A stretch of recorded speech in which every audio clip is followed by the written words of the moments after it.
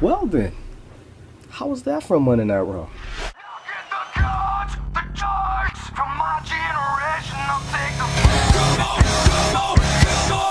Let's get it on.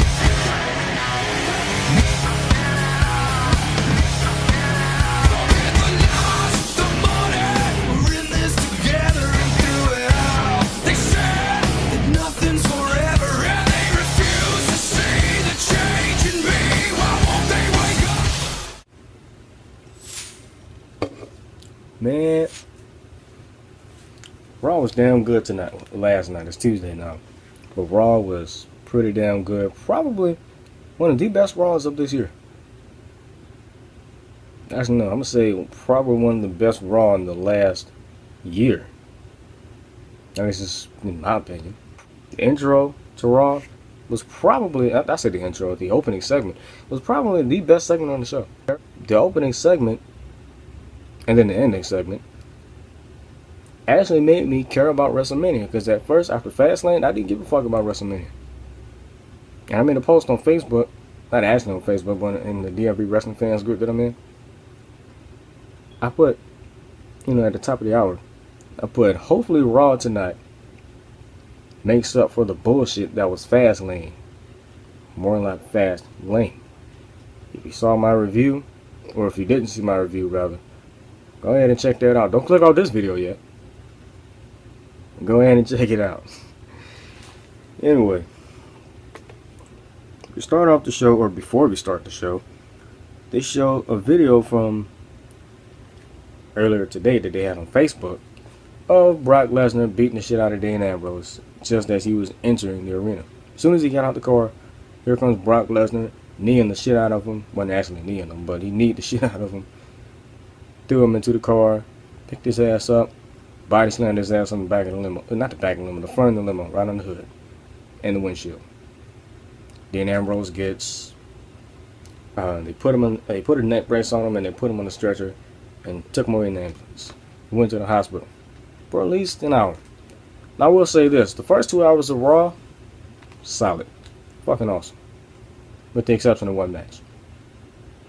But that last hour was pretty lackluster. Except for the ending.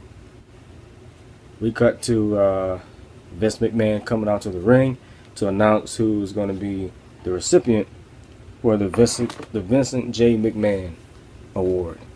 The Vincent J. McMahon Legacy Award. Now, we all knew that this was going to be a complete joke, and usually when I watch Raw, sometimes when I watch Raw, I always say I just want to skip past the goddamn opening segment, because we all know that it's going to be a promo, and there's going to be some bullshit, and we all know that it's going to go like 20 or 30 minutes long, especially if it's an authority promo. If it's an authority promo, it's going to go 20 or 30 minutes long. If it's a John Cena promo, then it'll go about 15, 20 minutes. So he announced who the recipient was, and we knew it was either going to be Stephanie or Triple H, and lo and behold, it was Stephanie. She came out thinking like she was crying, and Charlotte did the same thing later on in the night, but she comes out thinking like she's crying. She knew she was going to win the whole time. She said, I didn't think I was going to win, but I had something prepared just in case. Bitch, you knew you was going to win. And, right in the middle of her bullshit acceptance speech, here comes Shane McMahon. Shane McMahon returns to the WWE after 6 years. 6, 7 years. Bro, I can't even tell you how much I miss Shane McMahon. And I was thinking in my head, Shane McMahon needs to come back and take the WWE from under Vince McMahon. Vince McMahon needs to step the fuck down, because he's out of touch as fuck. And now that I think about it, I want to know who wrote this show tonight, because obviously it wasn't Vince. Vince could never write a show this good. Not at his age. Not now. So Shane McMahon comes out, and I'm just going to cut to the chase. I'm not even going to talk about the whole promo. But Vince McMahon says what you're out here for, and he says that he wants control of Monday Night Raw. Before he said that, he was talking about all the shit that we said about Monday Night Raw. The ratings are down. The stock is down. A lot of the top stars are injured heading into WrestleMania. So that's making WrestleMania look like complete shit right now, because we don't have, good enough people to headline WrestleMania. And he wants to change that. By what? Anybody know? taking control of Monday Night Raw. Now Vince McMahon is talking shit. He says that WWE and Monday Night Raw is now a public, company, which means Raw and SmackDown is pretty much the same brand. So taking over Raw, you'd be taking over the whole company. Exactly. That's what he says. Shane says exactly. So he's basically, talking down to his own father, saying that he wants to take the company from under him. Because Vince McMahon himself is running this company under the ground. And then he says Stephanie and Shane are running the company under the ground as well, but kayfabe. Because they're not actually running the company under the ground. Well, Stephanie maybe, but Triple H, there's no way in hell he's running this company under the ground. And the roles that he's in, maybe. But corporately, if that's even a word, he ain't running this company under the ground. You see the success that he's going through with NXT? How could he possibly fuck up the WWE? Bars that shit right. But anyway, he says he wants to control Monday Night Raw. Take control of Monday Night Raw. And Vince starts talking shit and says, you can take control over Monday Night Raw. You get your wish. As long as you take part in one match. As long as you compete in one match. And that one match will be at any place, anytime, and any opponent of my choosing. Of Vince's choosing. Vince is going to choose his opponent. And then he says, that place and that time is going to be at WrestleMania. Of course, we knew he was going to say WrestleMania, but we didn't know who he was going to face. We didn't know what he was going to say next. And what he said next caught the eye of every fan in that arena. He said, your opponent at WrestleMania is going to be The Undertaker. And for weeks, they've been building up the fact that The Undertaker was going to have a mystery opponent, and they finally revealed that mystery opponent. Shane McMahon. Because remember, they said that that mystery opponent is, somebody who was not on the active roster. Shane McMahon was not on the active roster. He quit WWE back in 2010. He was let go of the CEO role. I, for one, cannot wait to see this match. Especially after what he said next. He said, just so you want to drop your ball and run like you usually do, you're going to face Undertaker inside Hell in a Cell. And I'm thinking, holy shit. My excitement level for WrestleMania done went way up. You know what I'm saying? Holy shit, this was awesome. And Vince McMahon actually, dropped an F-bomb. Right before he said what he was going to say about The Undertaker and the Hell in a Cell match, he said, you're going to get a fucking beating. Shane, you're going to get a fucking beating. That's exactly what he said. But they bleeped it out. Then we cut to commercial. Come back to commercial. We have the Lucha Dragons and Adrian versus the New Day. New Day wins this match. Fun match. Michael Cole actually botched twice. Once in this match and then once in another match later on in the night. I'll get to that in a second. But this first botch, now towards the end of the match, Adrian Neville doing what he usually does, the high flying shit. Big E goes for the spear and Adrian Neville moves out of the way. Big E fell hard. And then Adrian Neville, the asshole that he is, hits a 450 splash off the apron onto Big E. And then Kalisto does the same thing. Instead of doing it off the apron, he did it off Adrian Neville's back onto Xavier Woods. And right after that, Michael Cole said that Adrian Neville did a shooting star press off the apron. Motherfucker, it's a 450 splash. Shooting star press is the other way around. What an idiot. Anyway, fun match. Kofi Kingston got the win for his team. Nice to see Kofi finally getting wins on Raw. Usually he's the one jobbing for his team. It's either him or Xavier Woods. It's never Big E. I've only seen Big E lose, get pinned maybe once or twice.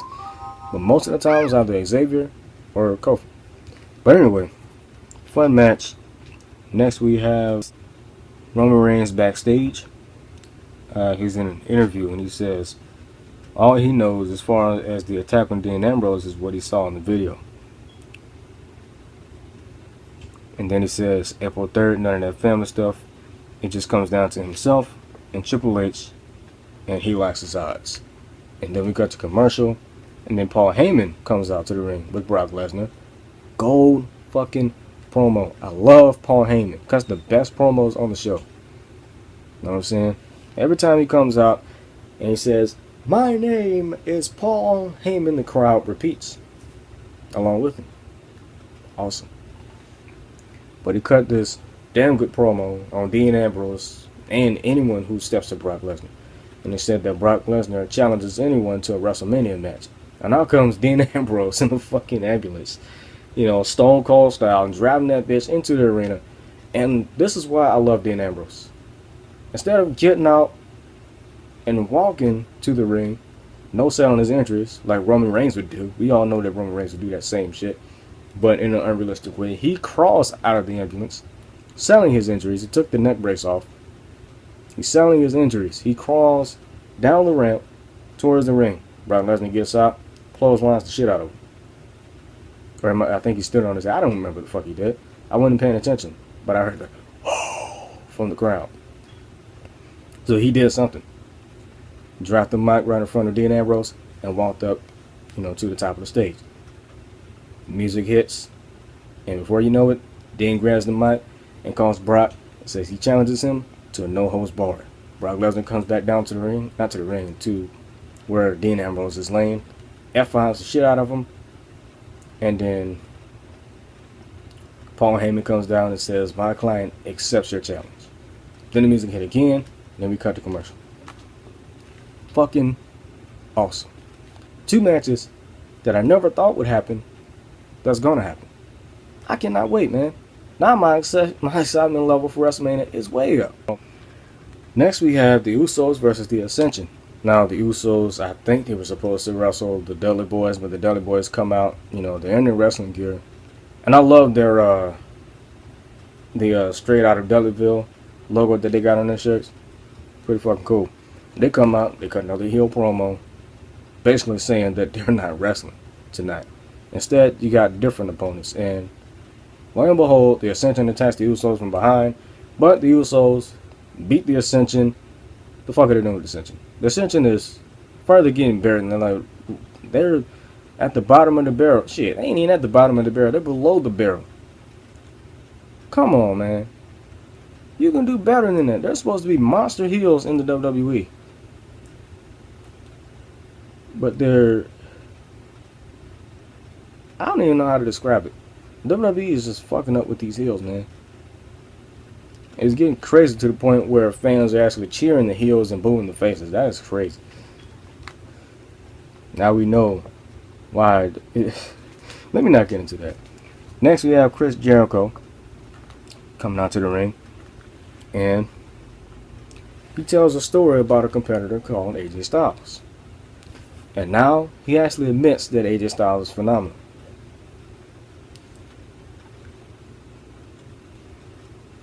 He said when he debuted at the Royal Rumble, he didn't like him. He thought it was just a rookie. But he found out the hard way. Got his ass beat, tapped out, calls out AJ Styles. I think he shook his hand, I'm not sure. But before they can even finish, here come the Social Outcasts. Now I'm kind of changing my mind about the Outcasts. The Social Outcasts are, those kinds of pricks that you see in high school that constantly fuck with you. It reminds me of something out of an 80s movie. Out of an 80s high school movie. Starting to change my mind about the Social Outcasts, man. It's the same phase I went with Mojo Rawley, because I did not like Mojo Rawley when I first seen him in NXT. That fake ass hype gimmick. You know what I'm saying? But then Zack Ryder came along and changed my mind about him. You know what I'm saying? And now they're doing the same thing. When Bo is not with them, oh, they're pieces of shit. They suck.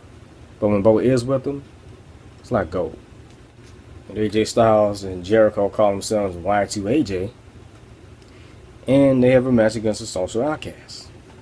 And I think the members of the Social Outcasts were Heath Slater and Adam Rose, I think. I don't even think Adam Rose even got in the ring. Did he? I don't know. But who the fuck cares? Y2AJ won. That's all that matters. And damn, why am I calling them Y2AJ now? The fuck?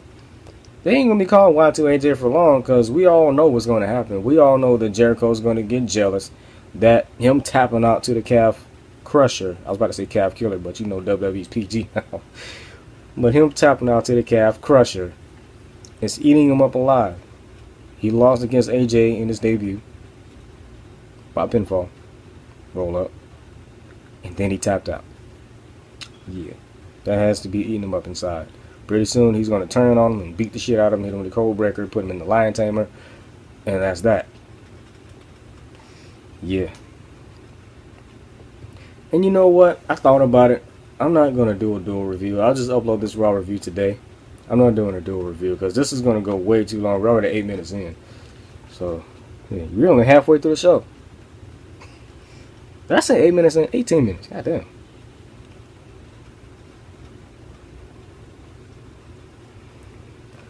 Then we cut to the backstage area in the authorities' office. Triple H is comforting Stephanie, and Steph says this is supposed to be her night. But she was interrupted by her brother with some bogus claim that he's holding over her father. And the one thing that actually caught my mind about Shane, I forgot to mention this at the beginning of the review when he was talking about, you know, the stocks and shit being down, stocks and the ratings. He said that the reason why Stephanie McMahon, you know, was, you know, running the business and shit and doing the things that she was doing, why she was allowed to do the shit that she was doing, is because Shane let her. I just burped. Excuse me. If it wasn't for Shane, then she wouldn't be, you know, controlling WWE like that, even though she's not really controlling WWE. But she wouldn't be, you know, doing the things that she's doing. She'll still be that, you know, that 25-year-old Stephanie McMahon that's constantly getting harassed by Chris Jericho. Constantly being called a dirty, disgusting, bottom-feeding, trash bag hoe. Anyway, Roman Reigns comes into the office, and I'm just going to cut to the chase. She said that he's going to be facing Sheamus in the main event. I'm like, oh, shit. Again? How many fucking times do we see Roman Reigns versus Sheamus? I constantly got to, you know, just move my mustache over because it keeps getting in my mouth. Shit's growing too damn fast. But, every time I lick my lips, I always lick my damn mustache. It's fine on this side, but on this side, she keep going in. What the fuck? But anyway. Oh, I fucked up. She asked Roman Reigns where he was going. He said he's going to check on Dean. She says no, he's not, because he's going to have a match against Sheamus. That's what she said.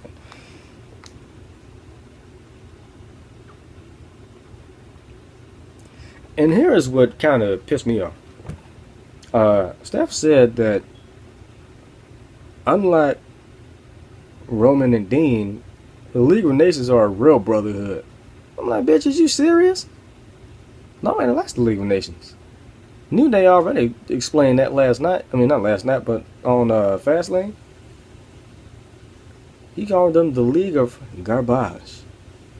Basically saying that the League of Nations suck and probably may be the worst stable of all time. Yeah.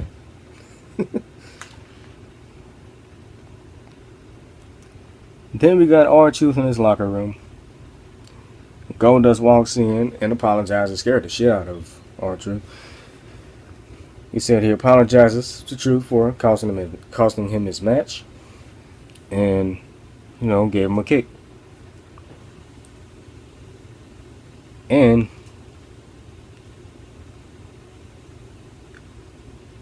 he still wants to be Truth's partner. And Truth said he doesn't want your apology, he doesn't want his cake. Pause. And he damn sure doesn't want to be his tag team partner. We all know that the Golden Truth are eventually going to get together, probably before WrestleMania. Yeah. And how much you want to bet going to get the Golden Truth versus Social Outcast? We all know it's going to happen. Goldust, you know, predicted that R-Truth was going to, you know, put the cake in his face, you know, splash that bitch in his face. Truth said, I'm not going to do that. And then turns around and does it. That actually made me laugh a little bit. And now I'm thinking, do it. Let them become the Golden Truth. Just so Goldust can stop begging like Felicia from Friday. Just let them be the Golden Truth. I'm tired of seeing them beg every fucking day, man. Just asking the same question over and over again. Sound like my damn mama. Hope she can hear that. Next we have the so-called Titans of WWE versus the Wyatt family again. Nobody gave a fuck. The match is boring as fuck. And I think this was the last hour. But, bruh. And then at the end of the match, while Kane is dominating, Ryback just jumps off the apron prematurely. Usually when somebody jumps off the apron, somebody's going for a tag and just, barely misses. But he prematurely jumped off the apron and just walked backstage. And Kane looking at him like, what the fuck? That wasn't supposed to happen. He was supposed to wait and then jump off. Wait until I go for the tag and then jump off. But it is what it is. I'm happy the fucking match ended. And I'm happy this feud is over between the so-called Titans of WWE and the Wyatt family. And I'm even more happy that the Titans of WWE is no more, because Ryback is no more a part of that. I said no more a part of that. No longer a part of that. Kane and Big Show, as far as they go, to me, they're still... I don't remember what the hell I called them. It was the same name that the last man called them. That's who I got it from. I forgot the fucking name. Next we had Sasha Banks versus Naomi. Decent match. Divas matches are getting a lot better now. I will say that. Sasha Banks wins the match. And then post-match, I love this. Usually I talk a lot of shit about Charlotte being on the mic. But this time, finally, she shows some emotion. Finally, she cuts a good promo. It's about damn time. First off, she comes out dressed up as one of the Bellas, which is fucking hilarious. Shots fired. And, she comes out fake crying, and then she gets serious. And she tells Sasha Banks and Becky Lynch that she's going to be defending the Divas Championship at WrestleMania. And either next week or the week before, or maybe even the go home show, because there's only 3 weeks of Raw left. 3 weeks left until WrestleMania. Think. Right? I think, yeah, 3 weeks of 3 weeks left until WrestleMania. Damn, that's fast. Holy shit. Holy shit. Yeah, it's 3 weeks left until WrestleMania. And we all know that Sasha Banks and Becky Lynch are both going to be in the match. It's going to be a triple threat match at WrestleMania. No doubt about it. But it would be nice to see Sasha Banks and Becky Lynch tangle one-on-one at least one more time before WrestleMania. I'd love to see that. Anyway, next we have Roman Reigns versus Sheamus. Nobody cared. Crowd trolled during the match. Booed the shit out of Roman Reigns. I don't even know if they booed Sheamus or not. I know they chanted, you look stupid. I heard that. I wasn't paying attention to it, to be honest, because I was editing and shit. But after the match, I wouldn't even say after the match. It's actually during the match, because they wrestled to a no contest. Bell didn't even ring. Right in the middle of the match, I think Roman Reigns speared Sheamus on the outside of the ring. He got back in the ring, and the Triple H's music hit. The Motorhead joint, the real one. All about the game and how you play it. That one. Yeah. Probably one of my favorite WWE theme songs of all time. Besides Catch Your Breath by CFO. Finn Balor theme song. But he came up, and this is the Triple H that I've been wanting to see over the last 2.5 years. Triple H 2002. With the leather jacket, the beast ass shirt, the jeans, the boots, and the taped up wrists, and just go ham on the motherfucker. That's the Triple H that I've been wanting to see the last 2 years. Not that doofus ass motherfucker in the suit, but the badass Triple H that we all want to see. And he got cheered. He beat the shit out of Roman Reigns. He booed the shit out of Roman Reigns whenever he got in offense. But Triple H got back in offense and beat the fuck out of him. Went a little non-PG too. Not only did he take the ring bell and bust his ass in the throat, but he also took Roman Reigns and repeatedly banged his fucking head on the announce table, busting his ass open. I think he broke his nose. It looked like it, because that's where the blood was coming from. But he busted his ass open. It was the last time we seen that much blood on Raw, aside from not Triple H, aside from Brock Lesnar. Brock Lesnar, I think he blades. But other than that, when was the last time that we seen this much blood on Raw? I think Daniel Bryan, when he hit his head on the announce table, when he got, bumped off the apron. That match he had against Sheamus. That was actually that match where he had a seizure, and Sheamus was being an asshole. You know, kayfabe, he's being an asshole, but in reality, he was checking up on him too. You know, because everybody saw him shaking, the crowd was in shock, and, you know. But Triple H, at the end, you know, all the doctors and EMTs came down, you know, to ringside, check on Roman Reigns, clean the blood off his face. Triple H wasn't having that shit. He grabbed his belt and brought it to ringside. No, I didn't know he did that after what he did. He took the top steps off and moved the second steps, you know, over some. Put the Roman Reigns and pedigreed his ass right on the steps. Crowd cheered. It was chanting yes. He went over and got the belt. Came back over. I forgot the first time he did, but he hit his ass with the sucket, and that's how we end the show. Awesome. Good job, WWE. Finally. Oh, and my excitement level for WrestleMania then went to max. I don't give a fuck what other matches we see on WrestleMania. The 4 matches that I want to see: Shane McMahon versus Undertaker inside Hell in a Cell, Brock Lesnar versus Dean Ambrose, no holds barred, Charlotte defending her Divas Championship against Becky Lynch and Sasha Banks in a triple threat, and Roman Reigns versus Triple H, believe it or not. Now, the thing about Roman Reigns versus Triple H, I don't want it to be just a regular singles match. I do want it to be a singles match because I don't want to see another triple threat main event. You know, because we got it last year, we got it the year before. Because this is like the fourth year in a row that we got a main event that we didn't fucking want. 2013, John Cena won the Royal Rumble. We didn't want that. It was predictable as fuck. And, you know, Royal Rumble 2013 was actually a good show, but the Royal Rumble itself is just fucking boring, and nobody cared. You got John Cena versus The Rock. The second time. First time, it was okay. WrestleMania 28, once in a lifetime. Good match. John Cena lost. Clean. But WrestleMania 29, Rock actually tore his hernia in the match. He tore his hernia in the match, and the match slowed down. The match was boring as fuck. But they had the nerve to name that match of the year? Are you fucking serious? That was not match of the year, but we all know the Slammers was rigged. But we did not want that as the main event. And then 2014, Batista won the Rumble. Batista said himself, his win at the Royal Rumble was a fluke. He didn't give a fuck. Because he didn't get the main event that he wanted. It's just the way he was booked. And he knew he was booked horribly. But he took the money and ran. That's all he did. When he won the Royal Rumble in 2014, got his ass booed the fuck out of the building. Then we were supposed to have Batista versus Randy Orton at WrestleMania 30. But they called in the audible and had Daniel Bryan added into the mix. He had to defeat Triple H first and then go into the triple threat match. So that was that. And then Royal Rumble 2015. Nobody wanted Roman Reigns to win the Rumble. He won the Rumble. Backlash. They had The Rock come out to possibly get him over. He got booed too. He got booed too. Kinda.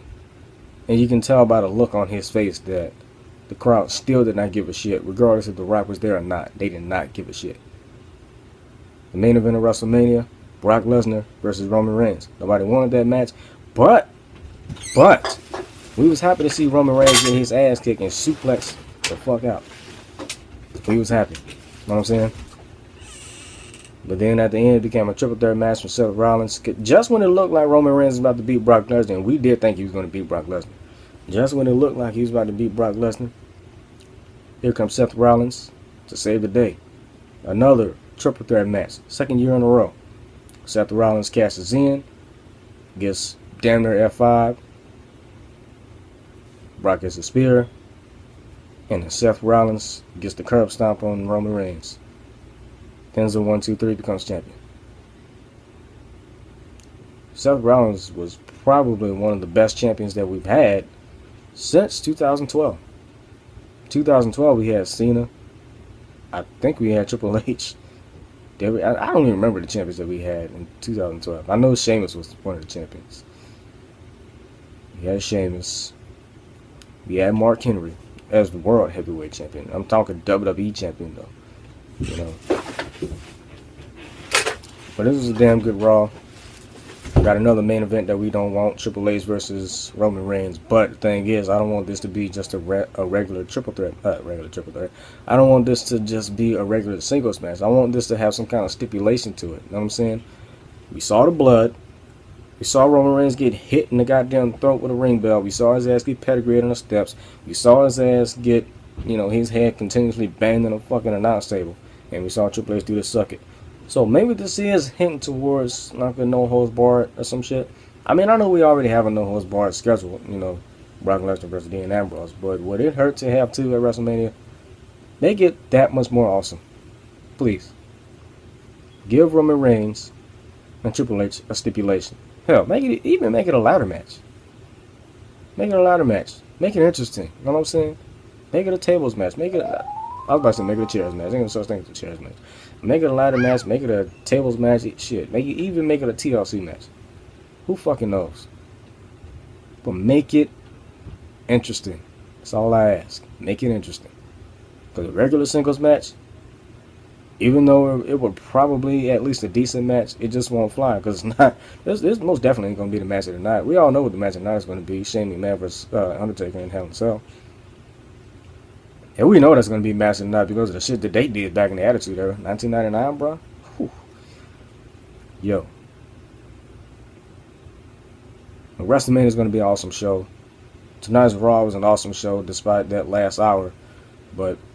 I thoroughly enjoy it. Sorry for the long ass review. It's not going to be that long, once I edit it. But, man, finally we get a great show from WWE after the last 3.5 years. 2014 was a horrible fucking year. 2015, horrible fucking year. Even 2013 was a horrible year. I mean, we got some decent shows in 2013, but still wasn't enough. We only got at least 5 or 6, maybe 8. I know we got less than 10. 2014, we got like 5. 2015, we only got like 3, maybe 2. But other than that, yeah. So again, I will say this. This Raw might have been the best Raw. Fuck am I saying? It was the best Raw that we got in the last 3 years. Okay, the last year and a half. But that's just me. Did you enjoy Raw as much as I did? Let me know down below. Anyway, I'm going to wrap this up like a condom. I'll see y'all in the next review, which is going to be the SmackDown. Well, NXT and Lucha Underground is going to come first. NXT and Lucha Underground, I'm going to continue to do those as a dual review, because it's easier to do. But anyway, I'm out. Peace. Fuck Donald Trump. Love this show. Loved it.